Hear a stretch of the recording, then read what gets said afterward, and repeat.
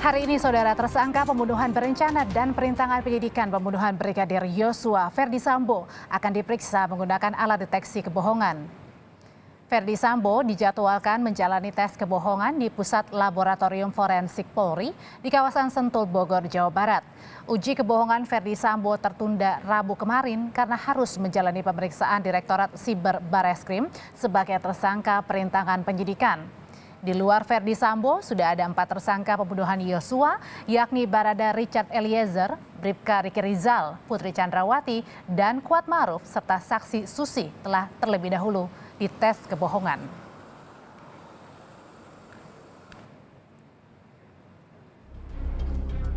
Tim Sus Polri terus melengkapi berkas pemeriksaan kasus pembunuhan Brigadir Yosua Huta Barat.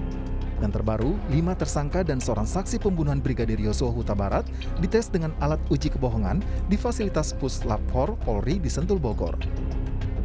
Poligraf atau alat uji kebohongan yang dipakai untuk memeriksa Ferdi Sambo dan para tersangka lainnya merupakan buatan Amerika Serikat dan telah digunakan Polri sejak tahun 2019. Poligraf diklaim tingkat akurasinya mencapai 93% sehingga bisa dipakai sebagai alat bukti di persidangan. Dan tingkat akurasinya 93%. Dengan syarat tingkat akurasi 93%, maka itu prosesitia. Kalau di bawah 90% itu tidak masuk ke dalam ranah prosesitia. Kalau masuk ranah prosesitia, berarti hasilnya diserahkan ke penyidik. Ya, penyidik yang berhak mengungkapkan kepada teman-teman. Termasuk nanti penyidik juga akan menyampaikan ke persidangan. Karena poligraf tersebut bisa masuk dalam 184 KUHP, ya, alat bukti. Selain petunjuk, juga masuk ke dalam keterangan ahli. Uji kebohongan dengan poligraf bisa membantu penyidik menguak kebenaran suatu kejadian. Sebagai salah satu metode, hasil uji poligraf tetap harus disesuaikan dengan fakta, pemeriksaan saksi, maupun ahli. Tim Liputan, Kompas TV.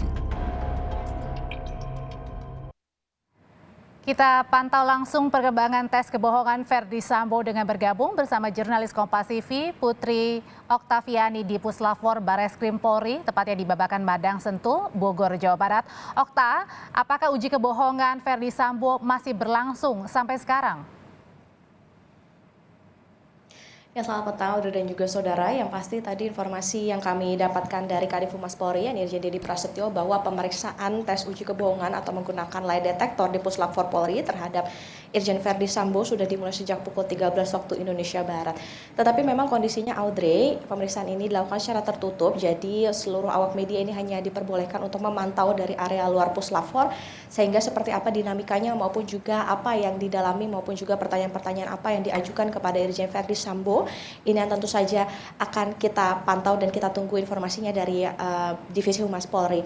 Pemeriksaan terkait dengan uji kebohongan ini, Audrey, seperti yang sudah disampaikan tadi, bahwa memang menggunakan alat poligraf, jadi ini berfungsi untuk menganalisis seperti apa respon fisiologis terhadap orang yang diperiksa. Jadi nantinya bisa diketahui atau tercatat ketika memberikan pernyataan seperti apa denyut nadinya, kemudian pernafasannya, maupun juga bagaimana catatan terkait dengan tekanan darahnya. Ini tentu yang akan bisa membantu begitu untuk bisa dicocokkan dengan keterangan-keterangan yang diberikan oleh Irjen Ferdi Sambo dalam penyidikan yang dilakukan selama ini.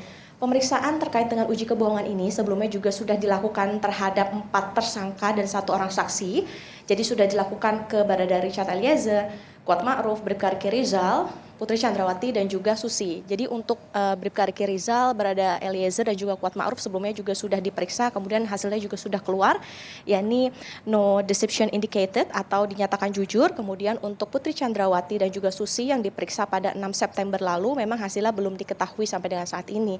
Karena memang menurut informasi dari Irjen Dedi Prasetyo atau Kadif Humas Polri sebelumnya, bahwa hasil penyidikan maupun juga bahkan tes uji kebohongan ini adalah konsumsi dan juga kewenangan dari penyidik, sehingga apabila nantinya akan dibuka oleh atau ke publik begitu, ini menunggu bagaimana izin dari penyidik terlebih dahulu apakah hasilnya boleh dibuka atau tidak kepada publik. Audrey?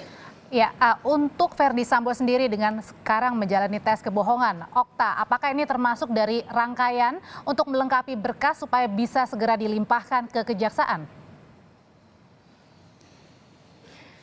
Iya, Audrey, tentu saja. Jadi memang keterangan yang didapatkan atau hasil dari uji tes kebohongan ini sifatnya adalah untuk nantinya melengkapi dan juga dicocokkan dengan keterangan-keterangan yang didapatkan selama dari pemeriksaan maupun juga pendalaman begitu yang dilakukan selama ini oleh penyidik. Sebetulnya memang Audrey dan juga saudara, kalau kita memantau begitu bagaimana dinamika yang terjadi terkait dengan uji kebohongan ini memang masih sering kali diperdebatkan begitu oleh para ahli terkait dengan tingkat akurasinya. Jadi memang tidak bisa berdiri sendiri terkait dengan hasil uji kebohongan ini. Jadi sifatnya adalah membantu atau menambah begitu bagaimana keterangan ataupun juga yang dibutuhkan dalam pemberkasan oleh terhadap tersangka. Jadi kemarin menurut Irjen Dedi Prasetyo atau Kadif Humas Polri, terkait dengan akurasi ini memang adalah 93%. Artinya ketika sudah di atas 90%, sifatnya adalah pro justisia atau layak begitu untuk bisa memperkaya bukti di persidangan. Jadi tentu tidak bisa berdiri sendiri namun sifatnya melengkapi. Ini tentu yang akan kita tunggu dan kita pantau, Audrey dan juga saudara, seperti apa nanti hasil dari uji tes kebohongan hari ini di Puslapfor, kemudian juga keterangan-keterangan yang diberikan oleh tersangka maupun juga saksi-saksi nanti seperti apa di persidangan untuk bisa membuka tabir di balik teka-teki meninggalnya Brigadir Yosua Huta Barat. Audrey? 93% untuk akurasi lie detector sehingga tidak bisa berdiri sendiri harus dilengkapi dengan bukti-bukti lainnya. Terima kasih jurnalis Kompas TV Putri Oktaviani.